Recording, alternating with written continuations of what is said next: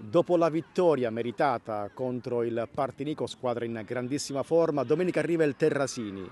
Il pronostico è tutto per la capolista, il Terrasini lotta per la salvezza, ma quali, quante insidie, quante difficoltà nasconde questa partita, mister?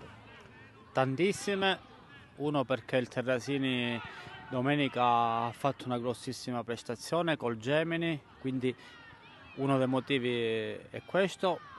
E un secondo motivo potrebbe essere la troppa sbornia post Atletico Partinico, perché ho visto troppo entusiasmo. Va bene, per ora bisogna immediatamente archiviare la grande prova di domenica, rituffarsi su quella che è la realtà difficile, perché troviamo una squadra piena di giovani, giovani di valore, alcuni giovani visionati direttamente dal direttore Ficarra per portarli già al mercato di dicembre ad Aragona, quindi una squadra temibile proprio perché fa della corsa, della spensieratezza quello che a noi ci può mettere in difficoltà. Vedi la partita in casa col Fulgatore. A questo punto del campionato, con tanti punti di vantaggio sulla seconda, cosa temi? Tutto passa dalle vostre mani, dalla vostra voglia di vincere questo campionato?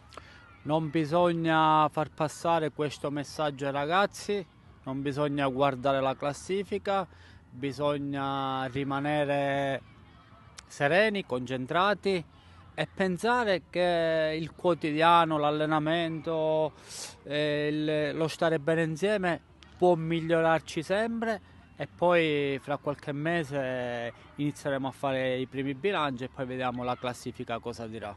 Cosa ha di speciale la sua Aragona? Un gruppo meraviglioso, un gruppo dedito al lavoro, una società forte, un grande direttore sportivo, uno staff tecnico con Curella di altissima qualità e poi io parlo sempre di questa connessione che si è creata con la città, con i tifosi.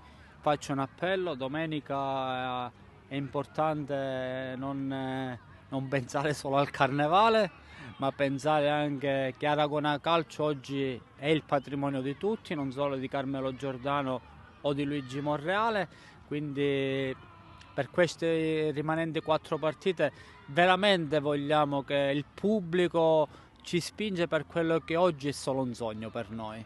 Ma le insidie sicuramente riservano un po' tutte le gare, noi non dobbiamo sottovalutare nessuno nella maniera più assoluta, anche perché il Terrasini domenica scorsa ha dimostrato che quasi non portava via l'intera posta in palio contro il quotato Gemini, per cui bisogna affrontare questa gara con la massima concentrazione. Noi in settimana abbiamo visto, dopo questa vittoria di Partinico, che si è spostata tanta attenzione mediatica verso di noi, che naturalmente ci fa piacere, però ecco, noi dobbiamo assolutamente rimanere con i piedi per terra, perché fin quando l'aritmetica non ci dice che possiamo vincere questo campionato, dobbiamo rimanere umili. Quali sono le antagoniste dell'Aragona in questa parte di campionato? Noi stessi perché noi abbiamo come dire, accumulato un discreto vantaggio verso le dirette inseguitrici, mancano ormai 9 gare, il calendario in questa fase magari ci può essere un po' favorevole, quindi solo noi possiamo, tra virgolette, perdere terreno, però se la mia squadra esprime il calcio che ha espresso in queste ultime partite, è difficile che noi potremo perdere terreno. Ultima domanda, quanto è orgoglioso della sua squadra e dei suoi giocatori? Ma tantissimo Davide, tantissimo perché come dire, io quest'anno ho scelto un allenatore che probabilmente magari l'anno scorso non aveva fatto un grande campionato, quindi qualcuno magari storceva il naso, però credo molto in Carmelo Giordano e credo che sta dimostrando di essere veramente un bravissimo allenatore, lui con il suo staff. Per quanto riguarda i giocatori sono molto orgoglioso perché vedo che questi ragazzi hanno voglia di stare sempre insieme anche fuori dal terreno di gioco e questa è la dimostrazione che si è costruito un grande gruppo.